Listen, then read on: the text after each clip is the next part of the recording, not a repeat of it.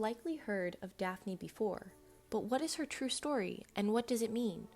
Today we will talk about her mythology and also what she represents. In Greek mythology, Daphne is a nymph or tree spirit.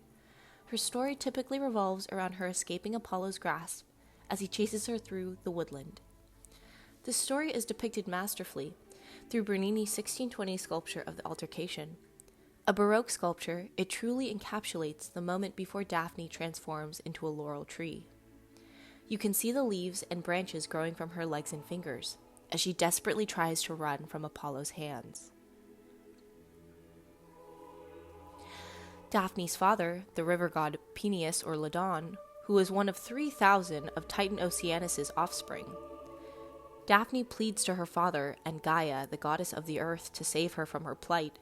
They answer by transforming her into the laurel tree, representing victory, honor, immortality, and purity, since she is upholding her promise and maintaining her chastity. Following Daphne's transformation into the laurel tree, Apollo names the laurel tree his tree, and uses the leaves of the trees to create crowns to adorn victors and artisans. Greek author Pausanias wrote, "The reason why a crown of laurel is the prize for a Pythian victory is in my opinion simply and solely because the prevailing tradition has it that Apollon fell in love with the daughter of Ladon." Now, in Roman mythology, the story is mostly the same, if it wasn't for the change made by Ovid, a poet who was alive during the reign of Augustus, the first emperor of Rome. He was a large Cupid sympathizer due to his infatuation with being referred to as the child of Venus or Aphrodite. This can be seen in the Augustus Prima Porta, a frequently copied statue of Augustus standing next to baby Cupid riding a dolphin, one of Aphrodite's symbols. Ovid wrote in his manuscript, Metamorphoses, that Apollo was hit by one of Cupid's gold-tipped arrows after he made fun of Cupid's arrow abilities. After being hit with the arrow, Apollo was thrown into an obsessive love for Daphne. Here is an excerpt from his writing. "A heavy numbness seized her limbs. Thin bark closed over her breast. Her hair turned into leaves, her arms into branches. Her feet so swift, a moment ago, stuck fast in slow-growing roots. Her face was lost in the canopy. Only her shining beauty was left."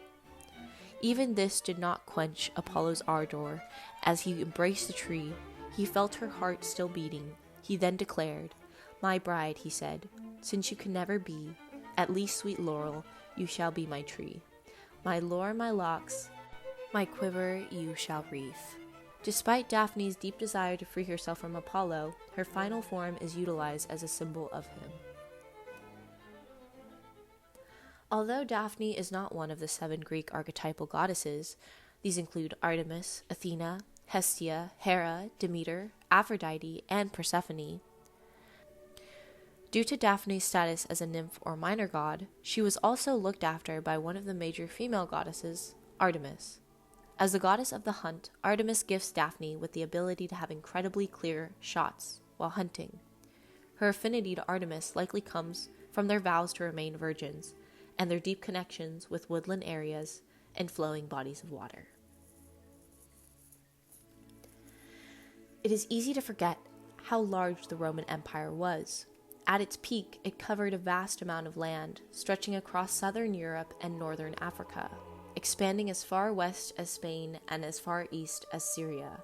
Interestingly, the eastern portion of the empire had a striking visual exchange, displaying the artistic and cultural exchange between East and West. The eastern part of the empire was seen as an area for relaxation, an escape from the quick-paced city life, basically meaning it was for those wealthy enough to have villas in an area of Antioch that came to be known as Daphne. This area was supposedly incredibly luscious with expansive greenery. The depictions of Daphne and mosaics in this area are also incredibly interesting. The mosaics are bordered with geometric or braid-like shapes. These greatly ornamented floor mosaics are largely influenced by the Syrian region in which these mosaics were produced, in the Hellenistic period with a technique of tesserae.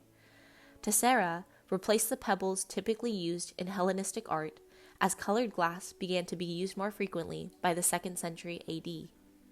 These techniques demonstrate the exchange between the areas of the empire.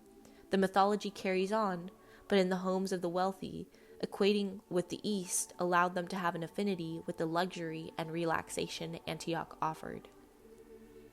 This can be seen in an Antioch floor mosaic found in one of the many Roman villas located in Daphne. The tumbling geometric shapes adds a different dimension to the portrait of spring.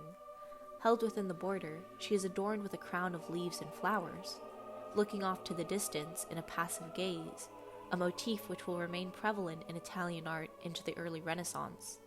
The pattern and rich colors displaying the patron's wealth, while the portrait of spring representing the beauty of the surrounding area, one focused on relaxation and rejuvenation. Daphne is one of the few mythological depictions connected to spring. Primavera is a common topic. We see it in many Roman and Italian artworks, one of the most famous being Botticelli's Primavera, painted in the 15th century. Other figures like Demeter and Persephone are also in some ways analogous with spring. However, Daphne's relation to spring is based on her transformation, the creation of herself into a tree, becoming a testament of personal autonomy and power. Thank you so much for watching my first video. If you're interested in topics like these, feel free to like and subscribe and leave a comment about what you'd like a video on next.